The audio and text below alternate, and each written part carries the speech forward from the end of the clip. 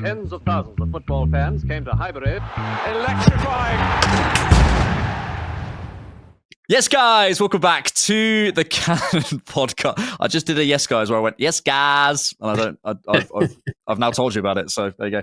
Welcome back to the Cannon podcast. Hello, everyone. How are you? I hope you're all doing very, very well. Welcome to Transfer Copium season as we await the end of this torrid campaign. I'm here with my boy, George. Hello, sir.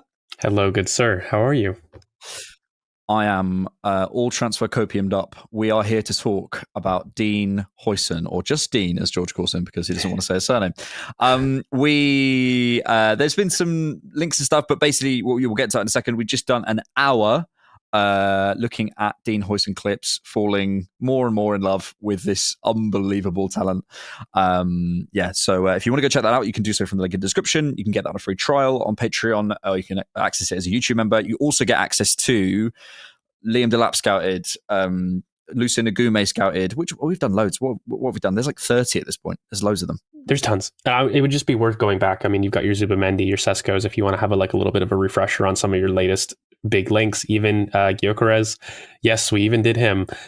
We did Watkins, Barcola. We've done a plethora. At this point, it's a library. So it's really worth, if you haven't yet and you enjoy some of our stuff, definitely have a look. Pop around, 7-day free trial, if anything. And if you love us, we'd love for you to stay with us and learn. Okay, on to Dean Huijsen. The latest we have is from Fabrizio Romano, who seems to be in love with Dean Huijsen and talking about it a lot. But anyway, Real Madrid had a direct contact with Dean Huijsen's camp, and players' priority is confirmed. Real also registered release clause details, £50 million to be paid in 3 installments, not in one solution. Timing will be key as Chelsea, Liverpool and Arsenal are ready to advance. So we're in the picture. Supposedly Madrid are ahead, but obviously they've got managerial changes, and I think it's worth talking about regardless, because we are definitely there. And there's lots of reliable discussions from David Ornstein, etc., that we are certainly looking at Huijsen. We don't need to go through who this guy is. You know where he's come from. You know his story. You've seen him in the Premier League this season. George, I think there's 2 minor issues we have with him. Yeah. Everything else, talk to me. Oh, mate, it's one of those where it's a player I knew I liked, and then putting in the time to really scout him. It's a player I love. He's right up my alley. And I said this on the instant reaction. I consider Saliba to be a generational center back, the potential to be that. Okay. Very few players. And the biggest praise that I can get to Dean is I'm looking at him. Not only are you guaranteed to be one of the best center backs in the world, I think you're a player that has the potential that could, with the right coaching, kind of chat to Saliba in terms of his potential. He is a very frightening prospect. Broadly, like if you want the quick notes, Cole's elevator pitch on him, this is a guy that can do anything with the ball that you want in terms of receiving off both feet, in terms of the passing variety that he holds, in terms of his ability to drive and pass through the middle of the park. He breaks lines at ease in terms of also just in build up. He's a reference aerially, a target off goal kicks. I think one of the biggest pros that I saw technically, at least, especially in the buildup, was there's this thing that he's able to do in terms of getting the ball out of his feet, but then angle his body for his next action. So he sets up his next action, whether it's a step forward for a carry or even an immediate pass, brilliantly. It shaves off time, and he's just a supremely efficient player. For being so technical, he can be lazy in other aspects of the game. He doesn't. He does everything with complete efficiency. And I think probably the only thing, like you kind of just slightly mentioned, he's very good aerially. I think it's because his frame, I don't know if it's necessarily because of a big leap. I wouldn't say it's that, or a large hang time. It's more to do with his ability to judge the flight of a ball, which I think is phenomenal. All in all, we joke, you talk about, the chill guy memes. It means something when you as a fan look at a defender and you're calm. That is something that subjective gut instinct that you get, it gets transmitted to everywhere on the pitch, and he does have that. So no part of me looks at him and ever feels rushed. The amount of times that we saw even against us in the press that he's able to not dig out, but genuinely find a pass into midfield after breaking our entire front five's pressing structure was countless in our home game at the Emirates. And just really impresses me, mate. Like this is a guy that just has the world at his feet. And I will end on this because I am classic in tactical fashion. He has the potential to be a Ben White type of fullback center back hybrid. So it's not just right center back, left center back, or central center back versatility. To me, he has the capability, if he wanted to transition into somebody who's a little bit more rangy and capable on the outside. He's got the repeat sprint ability. He's got the frame for it. He's got the technique in terms of the half space crossing. He's got that ability and that technique to put it on a sixpence there. This is a guy with crazy versatility that genuinely could play the entire back six roll bar goalkeeper.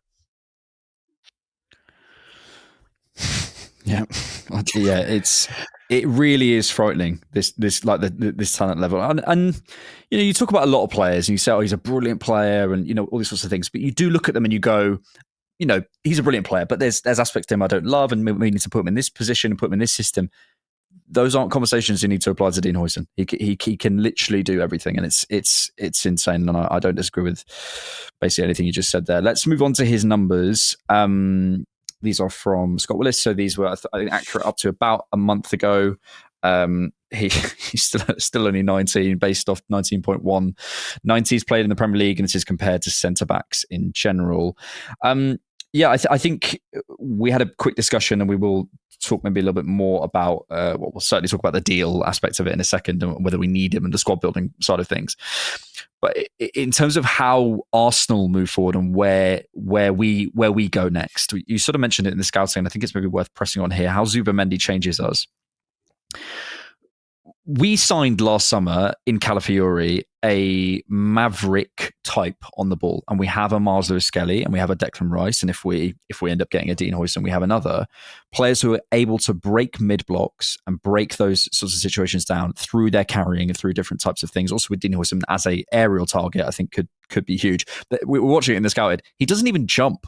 No. He literally just just stands up a bit because he's 6'6". In terms of the translation to Arsenal, and maybe specifically looking at the carrying, how do you see that playing out? Because I think this is a massive strength of his. And with Zubamendi, if he were to come to Arsenal, what could that be? So in the context of a Zubamendi and the spacings that it offers, especially on the left-hand side, you see a complete ability to break lines centrally and carry, especially from the kind of left or the wide, I call it the wide center back in a back three. Because right now, with the impact of Martin Odegaard coming deep into the middle third as one of your attacking eights, it immediately shuts off one of the center back roles from carrying as much as they can, because he's taking up that space in the middle third. And so with him high in between the lines that can maintain there, and if we've got a Zubamendi who, by the way, is comfortable receiving in those areas and is maybe comfortable being the first line to hit into from a build-up perspective, and you've got now Rice and you've got the other midfielders not dropping into that space, it leaves space for the center backs to step up a lot more. Yeah. And by the way, we saw that towards the end of this season with Martin Odegaard at least trying to be a little bit higher, especially now. And with kind of Rice and Partey, we've seen a lot more Saliba carries down that right-hand side. So I think from that potential, you see it. But also, Dean is so brilliant at carrying. I think that it would be a travesty, and no coach in the world is not going to find space for him to do those things, because it's genuinely game breaking. Yeah, and I think you mentioned it a little bit earlier, but as we sort of move to the transition and really the meat of this conversation, which is why can we do it and should we do it? The fullback versatility is something that I hadn't considered before we came into the conversation you were pushing, but I do agree with you in terms of the, as you mentioned, the kind of the repeat sprint ability, his crossing. Maybe one of his only flaws, as we sort of mentioned, is well, I saw was a little bit inconsistency, but he doesn't play there, and he's 19, so that can develop. But I think in terms of the defensive quality out wide, we saw him 1v1 out wide, and just has all the fundamentals to go and play there. And then when you talk about, okay, how does this work at Arsenal? There is a slot that probably Tomiyasu has at the moment for a completely versatile defender. Let's talk about that and whether he would come to Arsenal. Let's put the Madrid thing aside, because ultimately it sounds like he wants to go to Real Madrid. That, if I have to be honest, I think that probably will happen, right? But let's talk about coming to Arsenal. The £50 million release clause that can be paid in installments, I think represents huge value. You have to look at these situations. Sometimes players pop up, and you know that it doesn't matter what state your squad is in. We could have 2 more Saliba and Gabriels. You have to look at these situations, and I think because of his versatility, I do understand why Arsenal are involved, because of the talent level, because of the question marks around Tomiyasu. We also, if we think about our defensive group, there are, I would say, Saliba. Okay, I think we can put the Madrid thing to bed, especially if they're after Huijsen. But Saliba, Gabriel, White, and Timber are probably the only, and Calafiori are probably the only 5 who you say they are set, almost certain to be here next year. Kieran Tierney won't be here. Jakub Kiwior might not be here. Zinchenko, there's conversations, and Tomiyasu, I would love him to work out at Arsenal, but no one could argue with me that there's not at least question marks about his future at Arsenal. So that's 5. And if you have someone who can play a range of positions at £50 million that can be paid over three installments from the Premier League at his age, you have to talk about it, no? You cannot, for the value and the quality of player. I would be pissed at it. It's the same conversation as Juan Garcia, by the way. In terms of by having David Raya, do you need a number 2 that's good? Well, it's at a phenomenal value that he is so young as far as a player goes. And, we're having a 60-game season plus, because we're hoping to go far in major cup competitions. We don't want to go out early in the FA Cup and elsewhere like we have been doing. And this allows us not to. And it allows us, by the way, I think my biggest thing lately, mate, is Saliba having a difficult last month. And where does that stem from? From freaking playing 60 games in a row and the load on doing that. We constantly, when we look at transfers, we fight the urge to say, who does he replace? Constantly. And sometimes you need your team in order to win trophies. And, I keep mentioning this, but when you look at the Invincibles, okay, yes, we had Bergkamp and Henry. We also had Wiltor and we had Kanu. And we had some of these guys on the bench that would be starting for other teams. And so you need that kind of quality when you want to build a dynasty. And when you've got a player of that quality, of that price, of that deal on the cards, mate, 50 million split in 3, that's 16 million pounds a year. Are you nuts? For a player like that, you would be incompetent to not ask. And for a player, by the way, who I must add is not just center back cover. I think it's also fullback cover. And it's just, look, Tomiyasu is a difficult situation because I don't know what's going on mentally, and I don't know what's going on with that player. One thing I do know, we want that cover. That player, whether it's Tomiyasu or somebody else, needs to be done in the squad. Saying what you want about Tommy and remove him, Mikel's not saying, oh, that's a squad hole that I don't need, and that it was extra and it was luxury. No, we need somebody. And the fact he hasn't been able to fill it is why we're having a conversation. But Dean is definitely in that camp where it's spoiled for riches. So I do want to acknowledge that. Yeah. He's a phenomenal player that, yes, I do think that can be worked in, but I don't worry. People worry about fitting talents when I should be worried about not having enough talent. That's the worry you should have as a fan, not fitting in talents when you've got over 60 games and you're looking to complete doubles and you're looking to really make history. You have the games for these players. It's about making sure that we've got a manager that's willing to rotate, who, again, you can have some certain questions on that.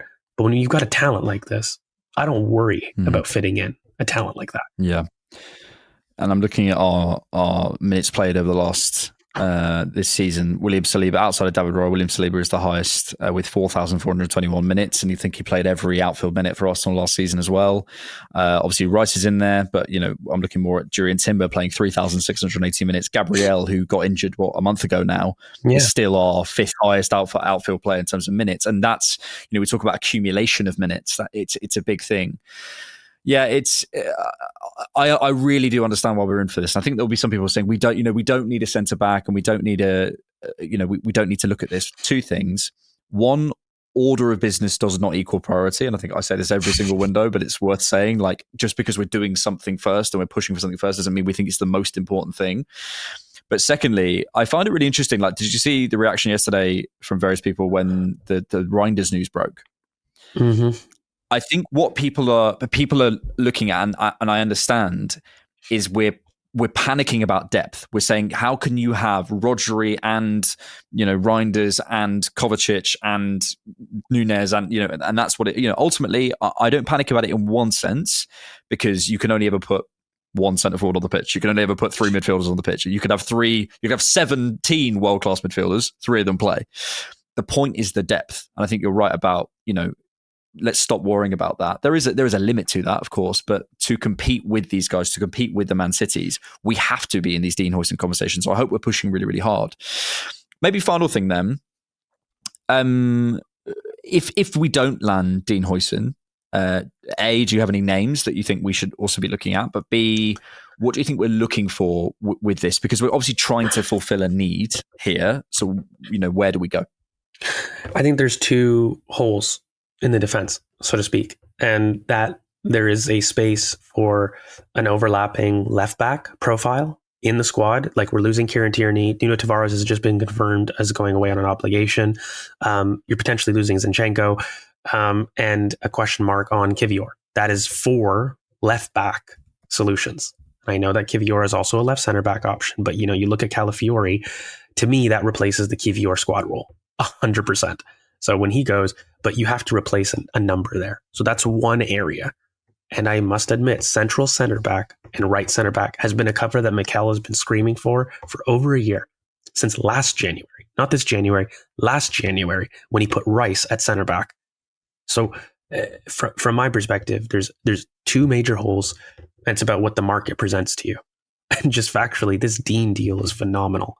Like, do I love Jarell Hato for a potential left back solution to allow Miles to be a full-time midfielder? Sure, I can see that. I think it's a brilliant player, a player I love. But I think the market will dictate what we can do from a defensive depth standpoint. And there's 2 major holes that I see. It's the overlapping left back and then the central center back / right center back cover. And whichever deal is most advantageous to Arsenal is the one that they will do. But we need one depth piece there. And we need to start making those moves. And so this to me represents, yes, a gluttonous accumulation of center backs, but at the same token, it's a deal that, again, I don't know. Jarell Hato, take him for example, £45 million. I don't know if I'm going to be able to amortize that over 16 million, every year. I don't know. Maybe they want more up front because he's been in phenomenal form. Maybe he's more than £45 million. I know what I'm getting with Dean. It's a world-class player who at the present raises our floor immensely. And I'm only paying £16 million for him. I'm sorry. Yeah. Who in the market is giving me that? No one. Yeah. Gabriel coming for hamstring injury, etc. I do think we're maybe, because of the history of what we've done with left backs and centre backs and stuff, and because of Arsenal's reputation. And I hear that. Yeah, it's the churn because of the reputation. And the same with the goalkeepers as well. We sort of go, but actually, if you look at it clear-eyed, unfortunately, we probably do have a need there. If I had to guess, I don't think we're going to sign him. But if you want to fall in love, you can go check out and fall in love with Dean Huijsen on the Scout episodes, which, as we say, you can access for free from the link down below on Patreon, and also check out all the other Scouted episodes. We'll be back with an instant reaction to the Newcastle game. We've got some sort of end-of-season plans coming up, which we'll be discussing this week and getting some content out there. But thank you all for being here and supporting us on the Cannon Podcast. Thanks so much for watching. Thank you, George. Thank you, good sir. Thanks for being here, and thanks for keeping it Arsenal.